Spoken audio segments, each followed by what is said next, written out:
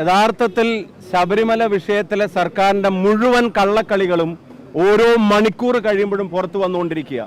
ഇനി അടിയന്തരമായി ഗവൺമെന്റ് ചെയ്യേണ്ടത് ദേവസ്വം മന്ത്രി സ്ഥാനത്ത് നിന്നും ദേവസ്വം ബോർഡിന്റെ പ്രസിഡന്റ് സ്ഥാനത്ത് നിന്നും ഇപ്പോൾ നിലവിലുള്ള ആളുകളെ നീക്കം ചെയ്യാൻ തയ്യാറാവണം. അതും കൂടെ നീക്കം ചെയ്താൽ അവരുടെ കൂടെ അസാന്നിധ്യത്തിൽ നടക്കുന്ന അന്വേഷണത്തിൽ കൂടുതൽ കാര്യങ്ങൾ വെളിപ്പെടും. ഇപ്പൊ ഒരു കാര്യം, ഇതൊരു സർക്കാർ സ്പോൺസേഡ് തട്ടിപ്പാണ് എന്ന് വിശ്വസിക്കാൻ മാത്രം കാരണങ്ങൾ ഈ നാട്ടിലെ ജനങ്ങൾക്ക് കിട്ടിയിട്ടുണ്ട്. വലിയ വഞ്ചനയാണ് ശബരിമലയോടും അയ്യപ്പനോടും വിശ്വാസികളോടും ഈ ഗവൺമെന്റ് കാണിച്ചത്. അയ്യപ്പ സംഗമത്തിന്റെ കാരണം തന്നെ എന്താണെന്ന് ചോദിച്ചാൽ, നമ്മളെല്ലാവരും കരുതിയിരുന്നത് തെരഞ്ഞെടുപ്പ് തോൽവിയുടെ വെപ്രാളം മാത്രമായിരിക്കും എന്നുള്ളതാണ്. പക്ഷെ തെരഞ്ഞെടുപ്പ് തോൽവിയുടെ വെപ്രാളം മാത്രമല്ല, ഇതിനെ മറച്ചു പിടിക്കാൻ, കാരണം അവർക്കറിയായിരുന്നു ഇത് പുറത്തു വരാൻ പോവുകയാണെന്നുള്ളത്. അപ്പൊ ഈ തട്ടിപ്പ് മറച്ചു വെക്കാൻ തോന്നിയ പ്രേമമാണ് പെട്ടെന്ന് അയ്യപ്പ സംഗമത്തിലേക്ക് നയിച്ചത്. പക്ഷെ അതുകൊണ്ട് മറച്ചു വെക്കാവുന്ന ഒരു തട്ടിപ്പല്ല ഉണ്ടായിട്ടുള്ളത്. കോടിക്കണക്കിന് രൂപയുടെ മുതലാണ്, അയ്യപ്പന്റെ സ്വത്താണ് ഇവിടെ മോഷ്ടിക്കപ്പെട്ടിട്ടുള്ളത്. അപ്പൊ അതിന് കൂട്ടുന്നത് ആരാണ്?